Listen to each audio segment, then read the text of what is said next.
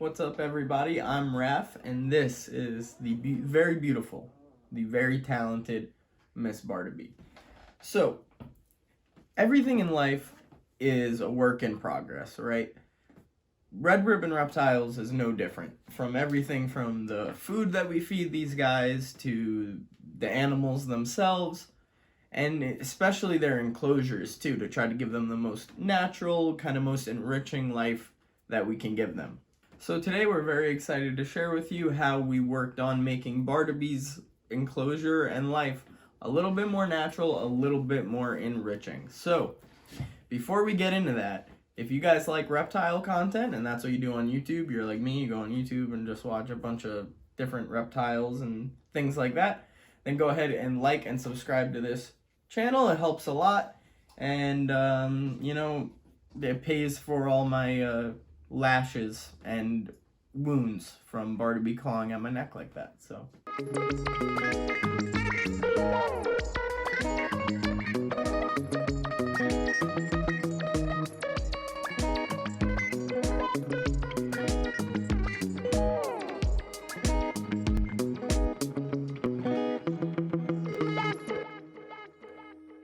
Miss Bardobee lives in a PVC DIY 4 foot by 2 foot by 2 foot enclosure. And it's the right size for a bearded dragon and all that, but there was a lot of space not being used because she couldn't use the 2 foot of height really, except for different like pieces of driftwood and things we had for her to climb on. So what we wanted to do was, we have a nice DIY PVC. Why not make a nice DIY background for her enclosure? This background definitely adds a naturalistic look to that enclosure as opposed to just the plain white, but what it also does is it gives her an enrichment opportunity to kind of see her surroundings from different heights and whatnot, because we built ledges into the background so that she could climb it, traverse it, look at it, not use it at all because why would I, and all those things. So how did we build this background for Bardobee's enclosure? Well, I'll tell you. So first we started with a 4 foot by 8 foot, 2 inch thick sheet of, basically it's like foam insulation. I believe it's XPS foam. People use it for insulating houses and garages and sheds and things like that. It's very easy to work with because it is foam, so you can do things like cut it, carve it. And it's also pretty strong because it's used in construction type settings, so it's not just like some styrofoam you get out of a Amazon package or something like that. It's pretty durable stuff, so we thought we could make something cool out of it. So the first thing we had to do with that big 4 foot by 8 foot, like I said, sheet of foam was cut it down into pieces, obviously. Now, in the future, I'm going to do this with a saw of some kind, maybe a circular saw or a bandsaw, something like that. But all I had for this time was a hot knife. And there's nothing wrong with that either. The thing is, just make sure you're in a well-ventilated area if you're burning this foam stuff, so that you don't have to kind of inhale and huff all the chemicals right there. So the majority of these pieces were kind of thin, they'll just make up the base of the background really, and then some of them I cut to be a bit wider, a bit bigger, and those would serve as Bardobee's new climbing ledges as part of the background as well. Once we had enough pieces that we thought looked good and looked right, we kind of laid it out.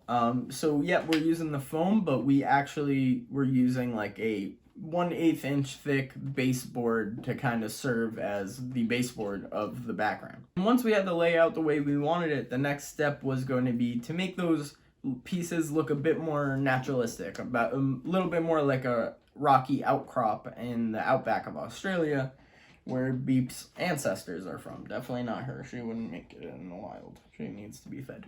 So for each individual piece, we took the hot knife and then we cut to make sure those edges looked a little more rugged, a little more rough, a little more natural, as if they were rocks in the Australian outback. The big plus about using the hot knife for this part is that when that foam gets heated up, like the knife is doing to it, it actually kind of hardens up.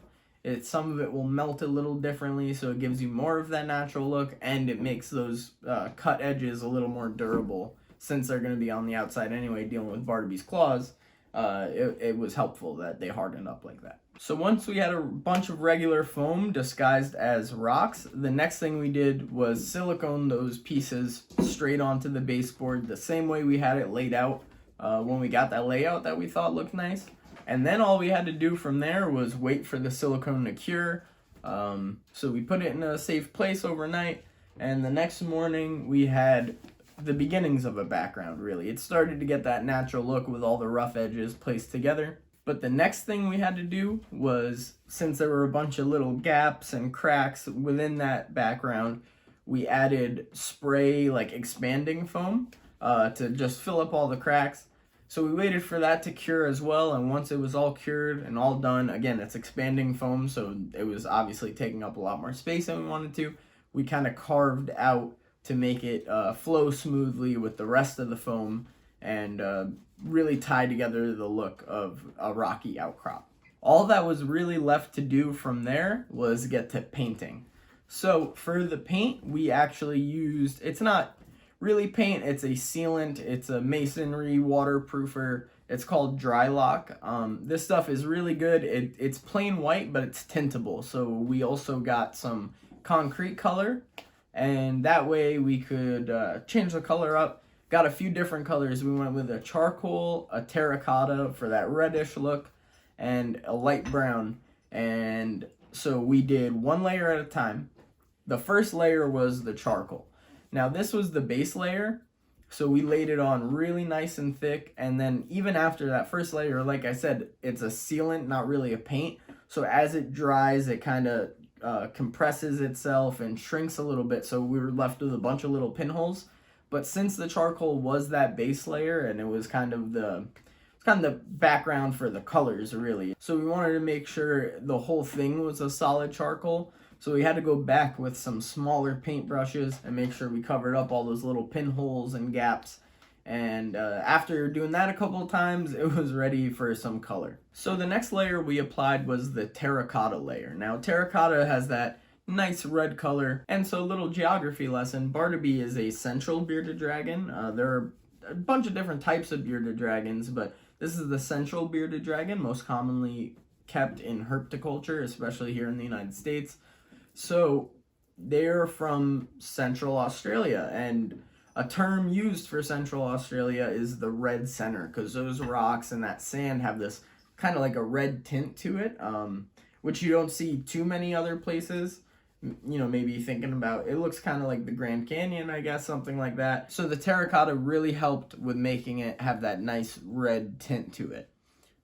But we didn't want, we didn't want it to be a bright red or a bright Terra Cotta color. So we just a little bit on the brush at a time and just kind of swiped it on there. A bit of a thinner layer than we did with the charcoal, but covered a good percentage of the background with that Terra Cotta color. We even did a second very light coat with that one too, just to make sure that that color would kind of come through. And then for our last layer of paint, we went with, are you okay? For our last layer of paint, we went with this light brown color, and that light brown really helped to kind of tie in that, because nothing in nature is really a bright terracotta color. So covering with that little bit of light brown helped give it more of a sandy, rocky look. And plus, the three colors combined gave kind of some depth to those like cracks and whatnot that came from the rough edges of carving each individual shelf there. So I think it came out really nice, actually. I think the color just looks amazing. Here, I'll put a picture of kind of parts of the outback in Australia right here so you could judge for yourself. And the last thing there was to do was to put it in the enclosure. So to do that, we actually had to take, it wouldn't fit through the doorway, so we had to take the top off of Bardobee's enclosure. And then same thing, we took some silicone, covered the baseboard itself with some silicone, pressed it to the back of the enclosure, and waited for that to dry. And then lastly, we set Bardobee's enclosure up with some of our old furnishings, some new stuff, new substrate, cleaned it out, new water, and honestly, I think it looks great. And yeah, I mean, I'm kind of self-deprecating sometimes, but I'm really proud of this. I don't know if Bardobee likes anything. I don't know if she has that capacity, except bugs. But, you know, I bet you she'd say she liked it. I bet you. Did you? Huh? Okay, yeah, she likes it. So I just want to say once again, this was a great opportunity to kind of give Bardobee a little more enrichment, a little more climbing surface as well.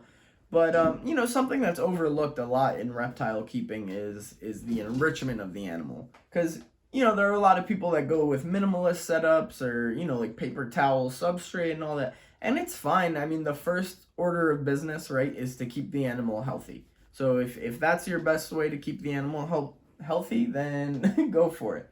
But I think there's something to be said for, even if you're not going to make a background or something like that for your animal, just to even move stuff around gives them kind of a different look and kind of throws them off, but not in such a bad way. It's really just giving their brain a chance to process something new, and that's always really good. That's why, you know, handling is a really good aspect too, because every time you take an animal out of the enclosure, it has new smells, it has new, you know, events happening. I think she's looking at Melon right now. Chameleons aren't food, they're friends, Bardobee. That is how we built this background for our sweet, sweet lady Bardobee here. Now, this was something that I enjoyed doing a lot, actually. So I do like to work with my hands. I wouldn't say I'm an expert handyman or anything, but doing things like this, especially like building a reptile enclosure or building really something for the reptiles, is something that I really enjoy. And I can't wait to do more of this in the future. More backgrounds, new naturalistic setups for the animals. Like we said, everything's a work in progress, and happy to keep progressing. So, if you like this video, let us know by hitting the like button. Every time you don't hit the like button, Bardobee cries every time. And subscribe too, because when you watch us and don't subscribe, Bardobee cries. Look how sad she is. She can't even face you right now because you didn't subscribe. But anyway, guys, that's it. Thank you so much for watching. This has been another Red Ribbon Reptiles video. We post videos twice a week, so if reptiles are your thing, stay with us, you know. And, anything? No? All right. Bye, guys. Have a good one. Be safe.